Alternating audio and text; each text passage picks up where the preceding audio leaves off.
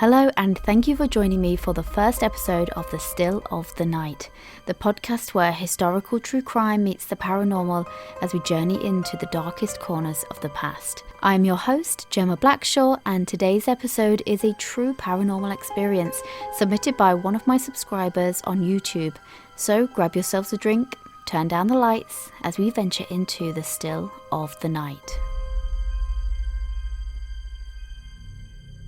We're a group of friends from Leeds, and we've got a story that'll send shivers down your spine. It all happened during a weekend getaway to a remote Airbnb in the Yorkshire Dales. We were looking for some adventure, but little did we know what we were getting ourselves into. So picture this. A cosy old house tucked away in the heart of the Dales, surrounded by nothing but rolling hills and dense forests. We'd rented the place for a weekend of hiking, campfires, and maybe a ghost story or two. It was all fun and games until the sun dipped below the horizon and things started to get weird. It was the first night and we were gathered around the campfire, toasting marshmallows and sharing spooky tales. The wind was rustling through the trees, and the only sounds were our laughter and the crackling fire. But then something changed. The atmosphere shifted and it got unnaturally quiet. We brushed it off at first, thinking it was just the wind dying down, but then we heard it.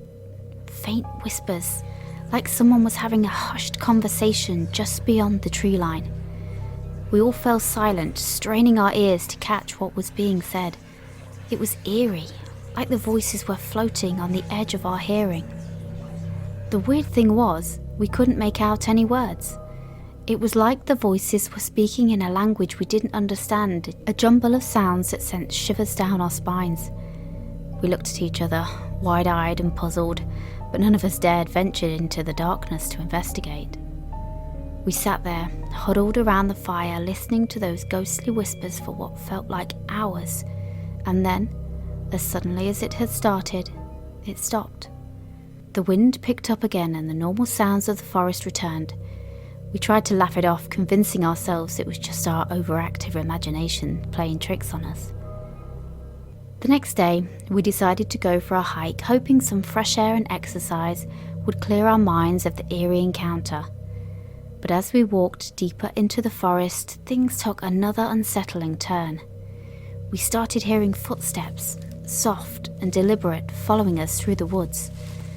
At first we thought it might be another group of hikers, but there was something off about it. The footsteps were too close for comfort, yet every time we turned around, there was no one there. It was like someone was walking just out of our line of sight, always staying hidden. We quickened our pace, our nerves on edge, and the footsteps quickened with us. It was as if they were mimicking our every move. The feeling of being watched became overpowering, and we couldn't shake the sensation that something was lurking in the shadows just behind us. Finally, we reached a clearing and the footsteps abruptly stopped. We scanned the area, but there was no one around. It was as if our unseen follower had vanished into thin air. We decided to cut our hike short and head back, a sense of unease lingering in the air. That night, as we gathered in the house, we couldn't shake the feeling that something was still off. We heard strange creaks and groans from the old building, as if it had a life of its own. The flickering candlelight cast eerie shadows on the walls, and we couldn't help but feel like we were still being watched. Then came the knocking. Soft, rhythmic knocks that seemed to be coming from inside the house. We checked all the doors and windows, but there was no one there. The knocks continued, almost like a pattern. It was as if something unseen was trying to communicate with us. We decided to sit down in the living room, the tension in the air palpable.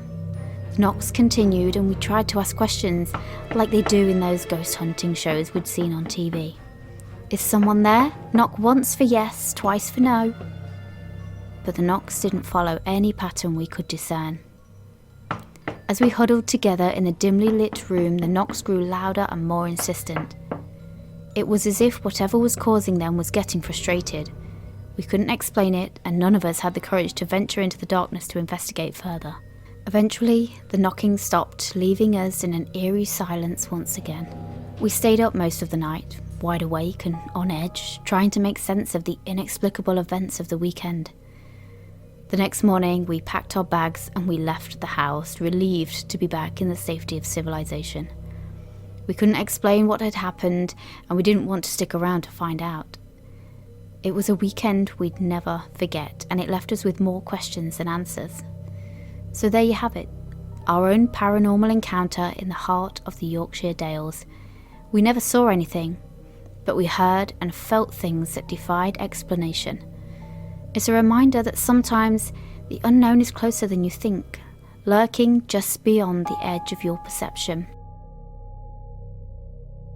Alright guys, that's our subscriber story. If you have a paranormal tale that you just can't explain and you would like to be featured on this podcast, I would love to hear from you.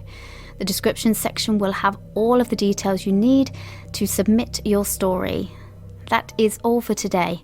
Until next time, friends, stay curious, stay spooky, and most of all, stay safe.